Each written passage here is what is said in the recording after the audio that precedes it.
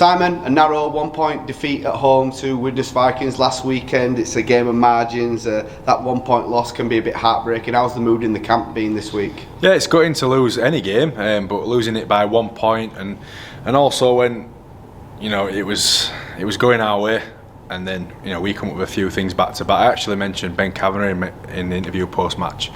It probably sounded like I blame Cav on that one there, which wasn't the case.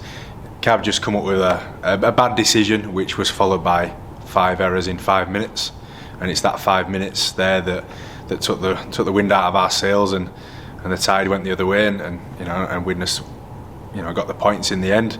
But I thought we played pretty tough, really tough conditions. Defensively, I thought we were great.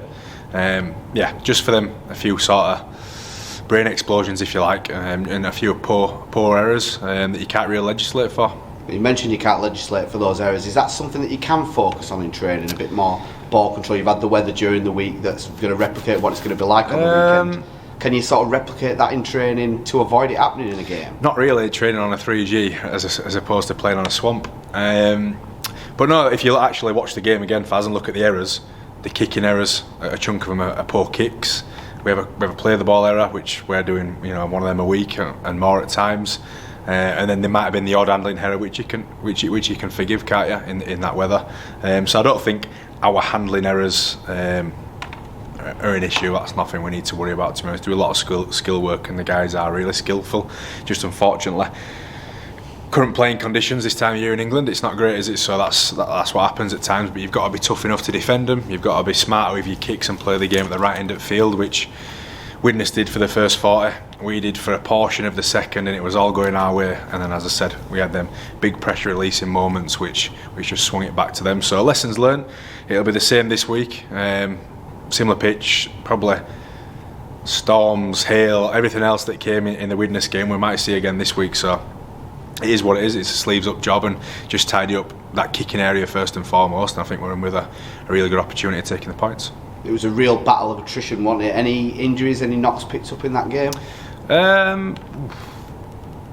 Nothing serious, I don't think.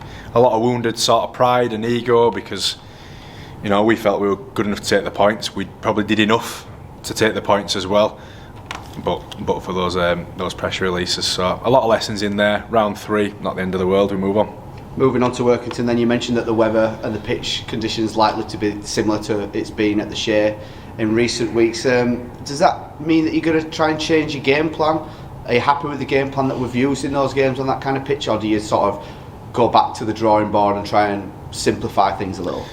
Well, I don't know if you can make it any more simple, Faz, because you can't really throw the ball around too much, and we haven't, just because the surface and whatnot is not letting you. The pitch is very similar to Shea. I watched them against Featherstone last week. It'll be a physical game. They're quite a big team, but I think the key for us is getting our stuff in order, stuff we can control, and that means kicking the ball, getting onside, kicking the ball in the right areas at the right times, not giving them 7 tackle sets, getting onside, a couple of cheap offside penalties in there. So really just focus on those little areas, and that's how tight it is at times, and particularly in this sort of weather. I mean, don't want to speak out of turn or do anyone a disservice, but this sort of weather was the occasion when Siddle almost did Toronto down at Siddle. There's a clear gulf between the players on a nice dry pitch in summer, but under these conditions it brings everyone close together. So it will be a really tough battle. As I say, if we just tidy up the areas we can control, we're in a really good chance of beating them. And finally, then, we've mentioned dual registration before. It's a bit of a dreaded subject to some, but you mentioned after Huddersfield's first game, we'd sort of reassess things. Any news on that? Yeah, we've got a player in this week. We'll have Ollie Roberts with us this week. We've had Ollie before. Most of us know him. He's a local lad, so be easy for him to just slot in. And we are playing pretty simple at the moment, so it's a simple transition for him to come over from Giants. He needs the minutes to get in their team. And we need just to be smart about how we use our squad in the coming month, because we've got some obviously really tough fixtures. I think we've got our middles and back rowers making a high number of tackles, high number of carries because of the attritional type of battles, and I think it's probably a smart move to bring in a big body from Giants who's fresh, and it gives one of our blokes a breather, I suppose, ready for those games a little bit later on.